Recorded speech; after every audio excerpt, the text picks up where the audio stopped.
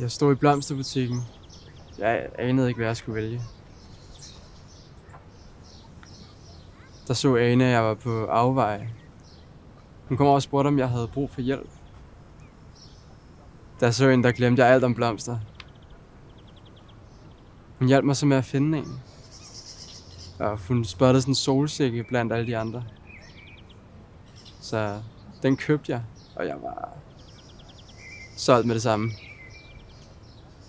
Det var klart hendes øjne, der slog mig ud. Når jeg er sammen med hende, så er det som om, jeg slapper af. Altså sådan virkelig slapper af. Hun har sådan en ro, jeg aldrig har oplevet før. Har du prøvet at have tinnitus i ørerne? Den der følelse, når det forsvinder. Det er præcis sådan, der er med hende. Når hun rører ved mig, så er det som om, jeg virkelig kan mærke, at jeg lever. Ja, det er måske det, jeg elsker allermest. Ja, og så er hun pisselækker. Wow. Kan jeg se billeder af hende? Hun er faktisk ikke rigtig på sociale medier. Hun er sådan lidt modstander af det. Ja, okay. Det er ret cool. Det er sjældent, man hører nogen af det. Men tillykke med det. Tak. Det er jeg virkelig glad for at høre. Så hun kommer senere? Ja, det gør hun.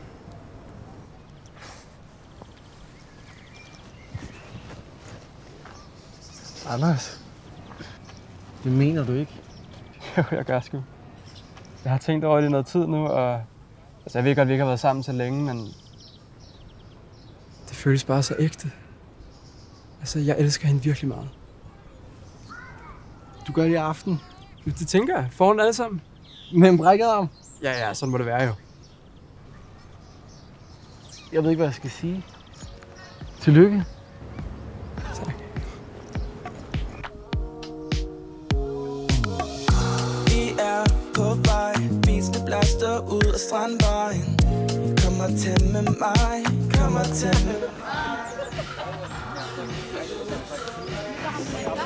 Hey, alle sammen, undskyld.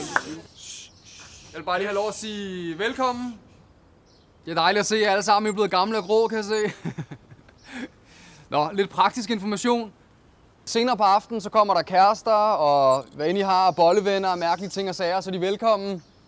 Vi skal have en fed aften, der er købt masser af øl og spiritus og hele lortet, så velkommen til mit casa. Det er mig en fornøjelse at være host i aften. Lad os fyre den af. Dejligt at se jer.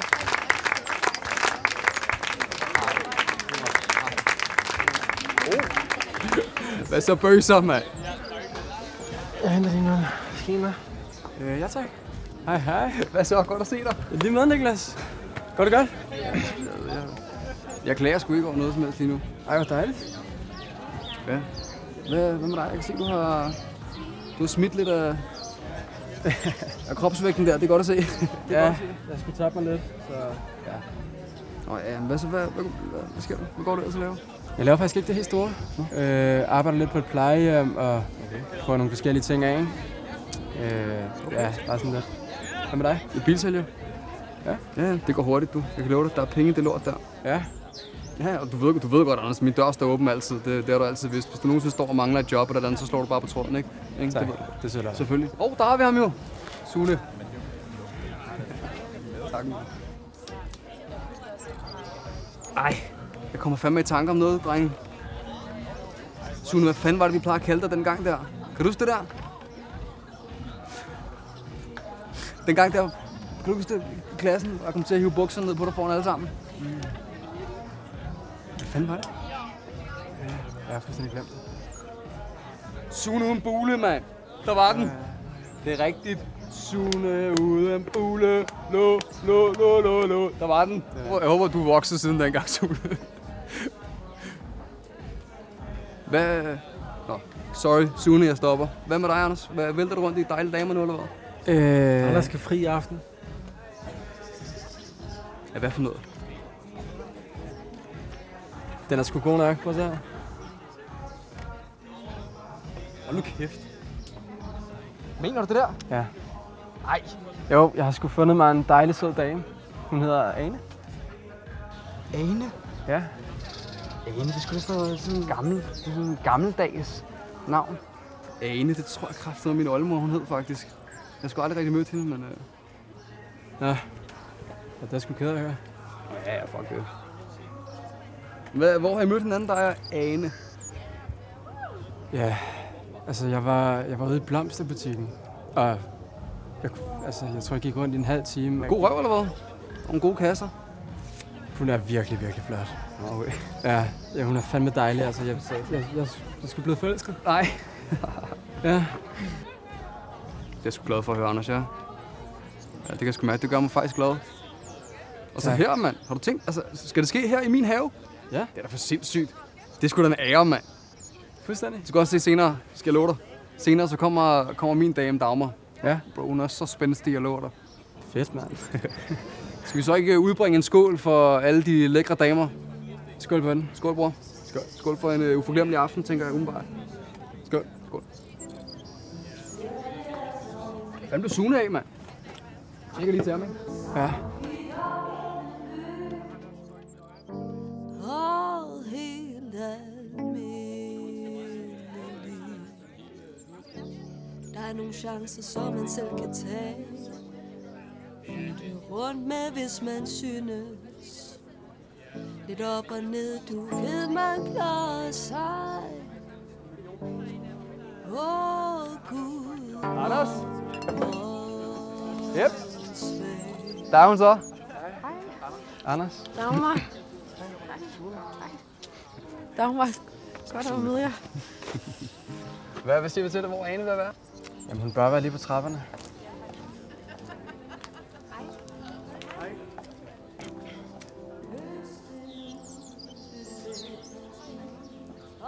Der er hun.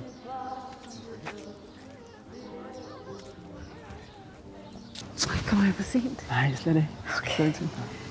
Jeg har taget en ekstra nederdel med og en trøje til dig. Så det er koldt. Ej, hvor er du sød. Nej, det er dig, der sidder.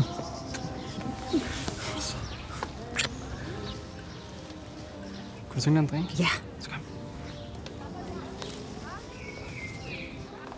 Det er da mærkeligt, det der. Er det ikke? Hvor lang tid tror du, vi har været sammen? Ja, det ved jeg ikke. Men det er nok ikke så lang tid igen, kan man sige. Hej sammen. Det her, det er Ane. Hej.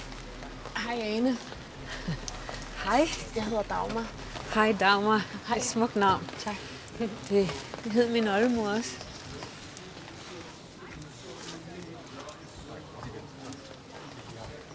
Og så, hvad laver vi? Spiller nære eller indianer? Hej, Niklas. Hold nu op, det er sgu lige meget vigtigt. Vi spiller sort eller rød. Okay? Ja. Ja, det er også en drik. Kom så, skat. Kom så. Kom så, Dagmar. Kom så, skat. Yes! Fuck dig, Niklas. Nu skal jeg elsker dig, skat. Jeg er ikke på at tage det.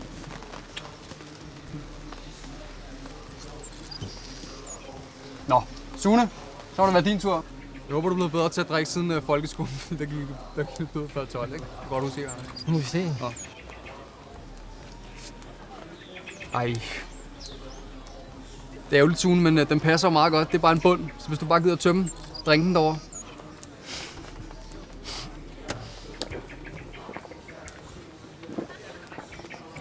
Sune. Godt, Sune. Jeg er sgu stolt af det der, kan jeg godt mærke. Jeg har også en leg. Ja. Yep. Fedt. Hvis I vil være med. Det vil vi gerne. Ja. Meget gerne. Ja. Så er der en, der er den. Altså et menneske. Ja. Og det her menneske, det skal gå væk. Fordi så er der en anden en, der skal vælge, hvilken øl der er det. Der er den. Og så kalder man ham eller hende selvfølgelig tilbage igen. Og så skal han eller hun begynde at drikke. Og måske når han ikke frem til den øl, der er valgt, før han har drukket 4 eller 5. Og jeg siger han, for jeg synes, du skal starte. Ja. God idé. Ja, jo, det kan jeg godt. Og så skal du forlade bordet. Det er sjovt. kroner. Lad os gøre det. Vil du ikke vælge en? Jo. Du skal gå, Niklas. Jeg kan Jo, jo fordi ikke du se, når jeg står her. Jo. Jamen, det bliver du nødt til, for det er så sjovt. Jeg tror, du skal længere væk, Niklas. Kom nu, Niklas. Bare lige lidt væk. Ja, okay. Du skal gå. Okay.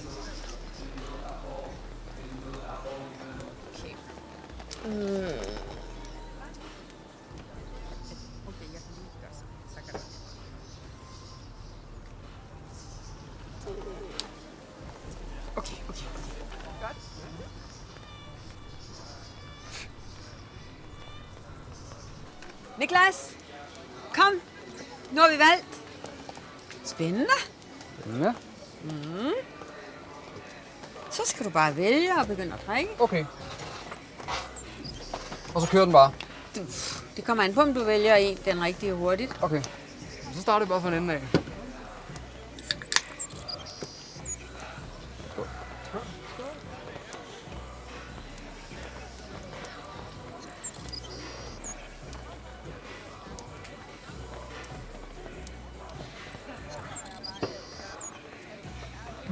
Var det den? Nej, det var det så ikke. Selvfølgelig var det ikke det.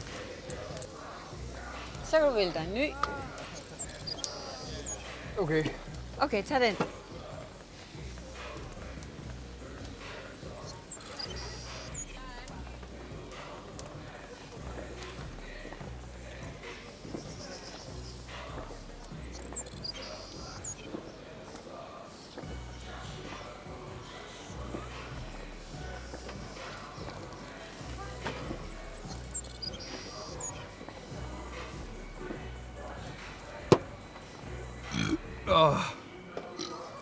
Sådan.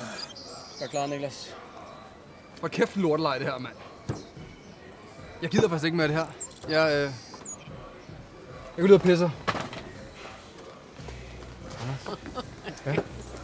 Skal vi lige en tur af? Ja, det kan være.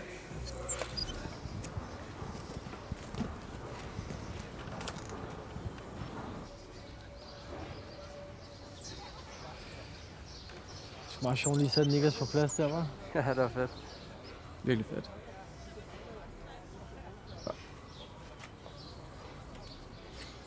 Hun er sød. Ja, meget.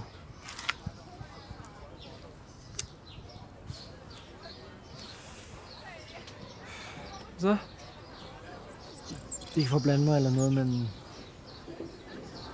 Er du okay? Jeg er okay. Jeg er mere end okay.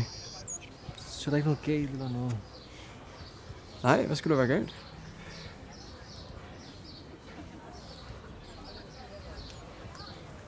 Jeg havde bare ikke forestillet mig, at du ville finde en ældre dame. Nej. Men altså, er det så vigtigt?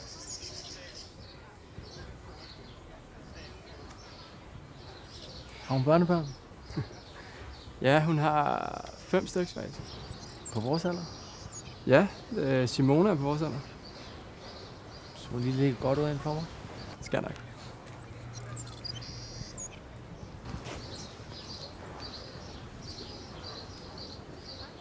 Hvornår spørger du hende? Jeg skal lige have fundet det rigtige tidspunkt. Når det lige passer an. Ja, det forstår jeg godt. Ja. Anders, hvis du er glad, så er jeg glad. Tak, Sune.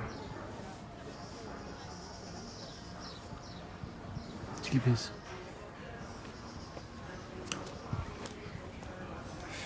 Anders, hvad fanden sker der, mand? Må jeg få noget ryge på? Jo, Tak. Så jeg får mundlam. Hvor gammel er hun? Hun blev 73 i marts. Sindssyg fest, altså. Nå, jeg ved slet ikke, hvad jeg skal sige. Jeg har aldrig set noget lignende. Hvad siger dine forældre til det? De har faktisk ikke mødt hende endnu. Nå. Ej, men... Anders, hun er fucking gammel, mand. Ikke? Det er sgu da underligt, det der. Jeg har da regnet med, at du tog en pige med på vores alder, da jeg snakkede med dig. Du kender hende jo slet ikke endnu, Niklas. Hvad har alderen også med noget at gøre? Det har det da. Her, jeg ved ikke det her. Hun er alt for gammel til dig, Anders. For helvede, mand. Kom nu. Altså.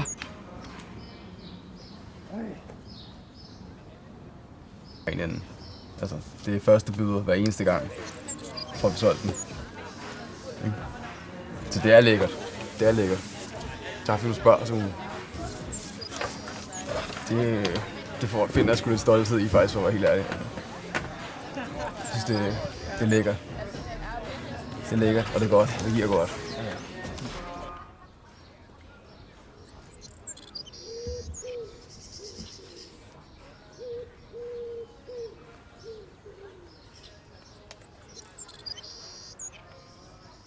Dagmar? Ja? Er der noget galt? Nej. Du kan bare gå tilbage til de andre.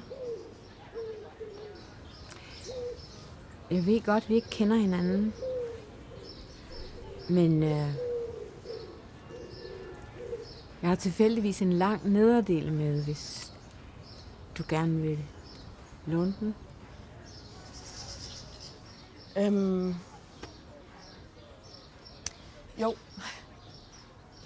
Jo, det vil jeg, den vil jeg faktisk gerne låne. Okay.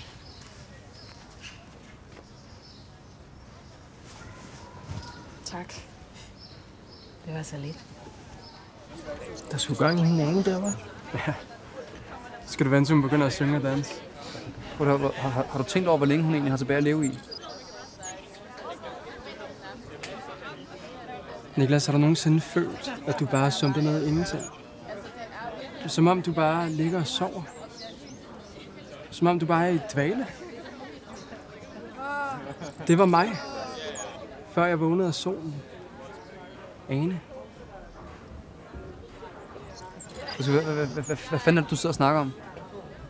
Sune, hvad fanden er det, han sidder og snakker om?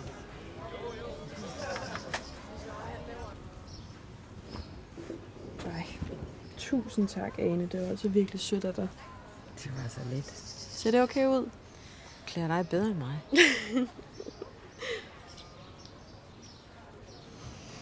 Niklas, Ja. han virker sød. Ja, det kan han også være. Ja, det var ikke ham, der kom og hjalp mig, kan man sige. Jeg tror faktisk ikke engang, han har lagt mærke til, at jeg har været væk på noget tidspunkt. Han hygger sig. Ja, det gør han. Ja. Jeg kan godt nogle gange få lidt en følelse af, at jeg måske mest bare er et trofæ for ham, og ikke så meget mig selv. Du er fandme et flot trofæ. Hvis man endelig skal være det. Det er jo det. Ja. Jeg kommer sgu lidt til at tænke på nogle gange, at vi mest bare er sammen, fordi jeg har vendet mig til ham og til det, og ja, til at være sammen. Kender jeg godt. Virkelig? Ja. Mit første ægteskab. Sådan var det. Hvad gjorde du?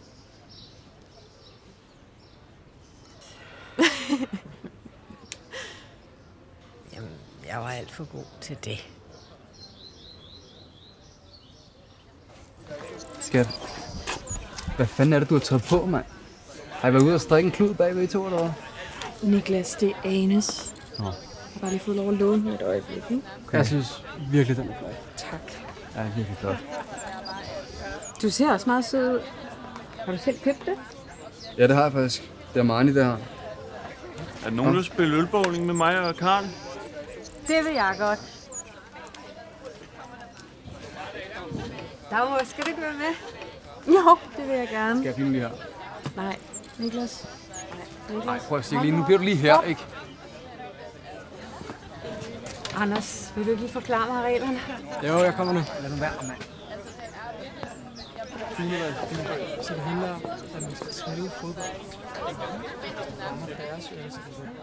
Så skal de drikke. Okay, og vi... Ja. Altså, hun er nogle meget ældre end hans forældre. Ikke? Jeg synes virkelig, han skal tænke sig om. Det må sgu da være som at bolden til knogler, det der. Det kan da umuligt være frækt, mand. Hun har nok noget erfaring, jo. Jeg troede slet ikke, han ville komme i dag, faktisk. Jeg blev faktisk virkelig glad, da jeg så, at han kom alligevel. Men det der, bro, det er underligt. Det er underligt, det der. Okay, han er en ung, flot fyr. Forstår du det der? Jeg har aldrig set Anders så glad sådan der før. Har du det?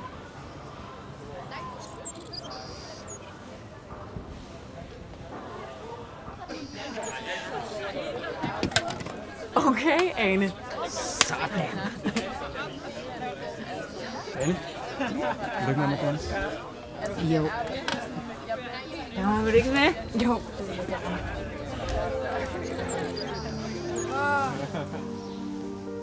Hvad synes du om det? Hyggeligt. Ja, du må undskylde Niklas, han er seriøst. Han er en idiot nogle gange.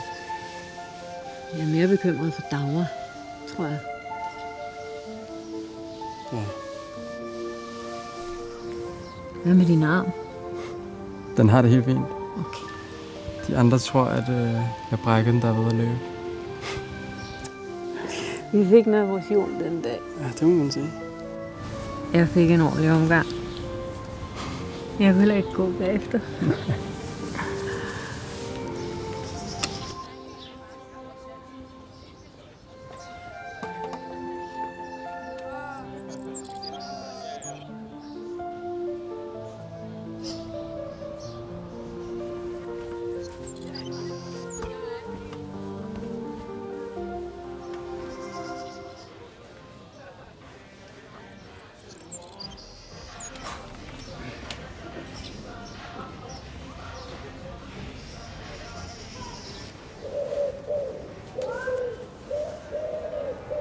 Det er dig, der er Jonathan? Jo. Hej. Karl. Ane. Jeg kunne vel ikke næsten smøg? Jo.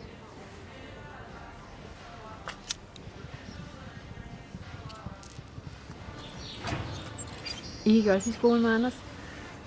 Mhm. Ja. Og I er sådan lidt af et hold? Jo. Lidt. Det kan man godt sige. Ja.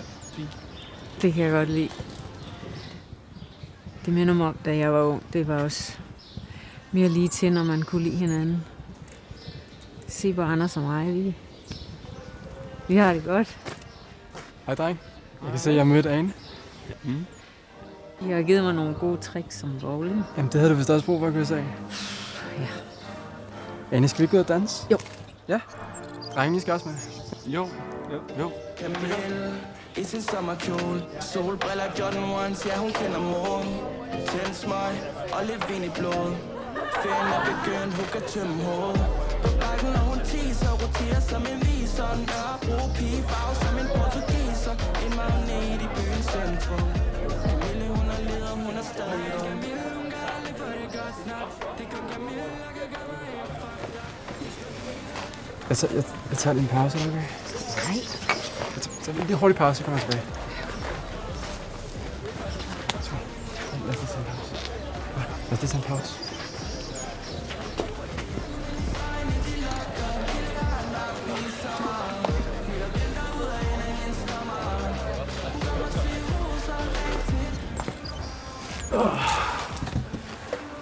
Hun kan fandme danse, hva'? Ja, det er sindssygt, mand.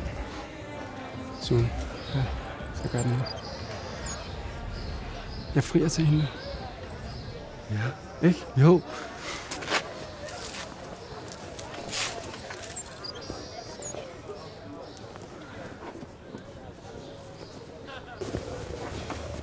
Hvad så? Den er her, ikke? Hvad mener du med, den er væk der? Den er ikke i jakken. Den er kun ligget her. Nej. Den er her, ikke?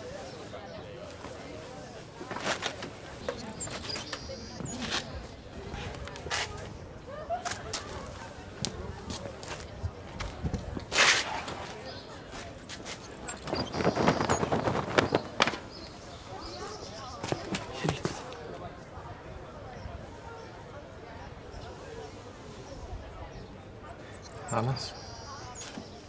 Anders. Det er din dag. Det er din dame.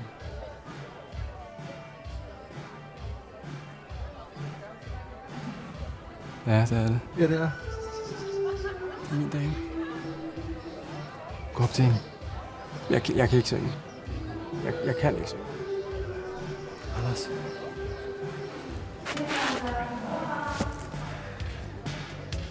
Jeg går alene rundt for mig selv. Havens duft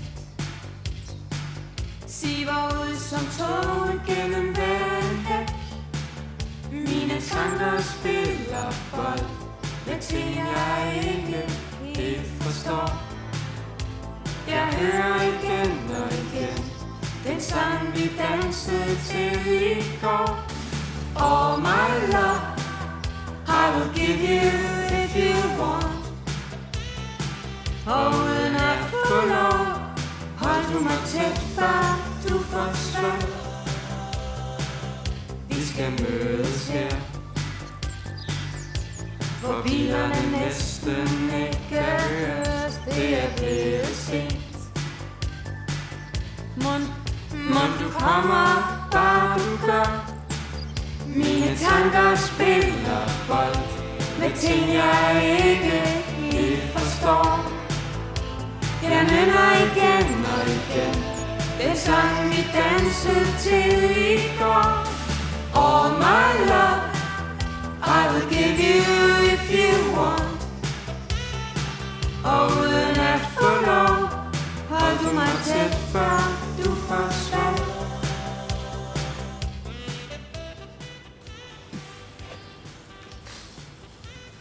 Ane? Jeg har faktisk noget, jeg gerne lige vil spørge dig om.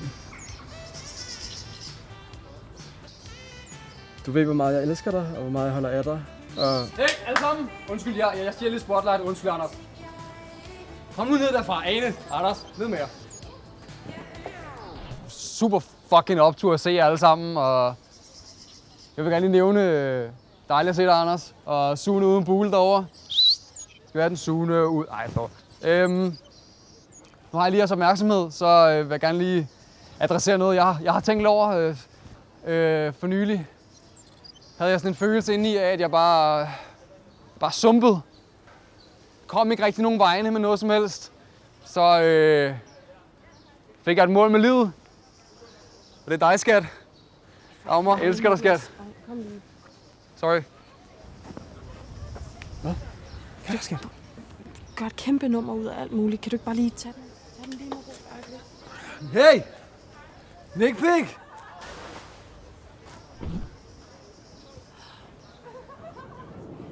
Hold da kæft. Nej. Jeg vil godt lade være med at stå glusen der. Så du det? Nej, men han så mit øjeblik.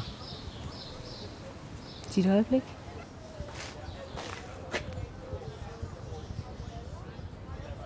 Du er simpelthen nødt til lige at slappe af et øjeblik. Okay. Ikke? Ja. Ja. Undskyld.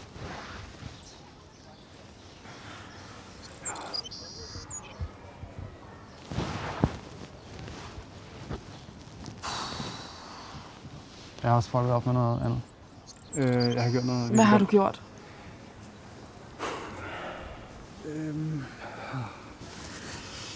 Niklas, hvis ringer det. Jeg kom til at tage den fra Anders Jark, fordi han ville fri til Ane, så jeg tog den, fordi jeg ikke synes, han er klar. Det er simpelthen for dumt, det der. Jeg ved det godt. Niklas. Jeg er også for dårlig samvittighed. Anders? Ja. Jeg tror måske, det her er din.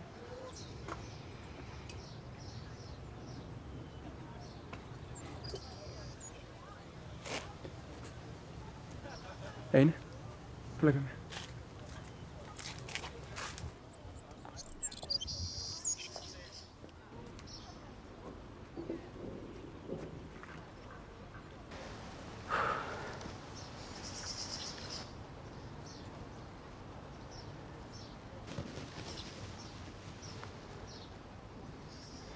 Ane, jeg har ventet på det her hele aften. Jeg elsker dig, og jeg håber virkelig, at det kan blive os to, dig og mig, resten af tiden. Jeg holder så meget af dig. Jeg håber virkelig, at du har det på samme måde. Du behøver ikke.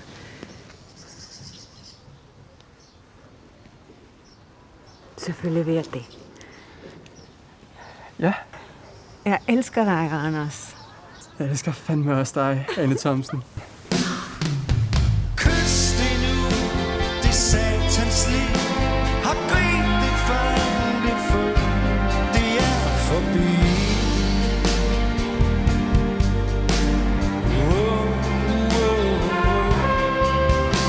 Og kys det nu, godnat, farvel. Og gå, nej, tag og bliv alligevel.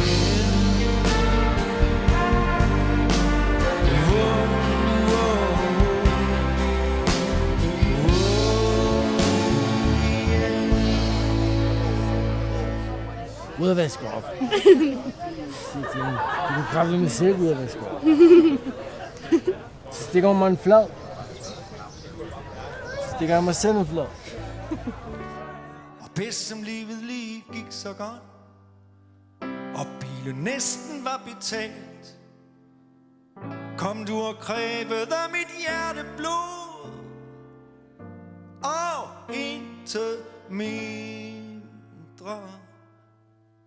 Jeg tænkte nok, at det er nu rigtig klogt, måske en smule for moderne. Jeg skal lige og vente dog lidt. Gud, hvor åndssvagt. Kys det nu, det satans liv. Har grib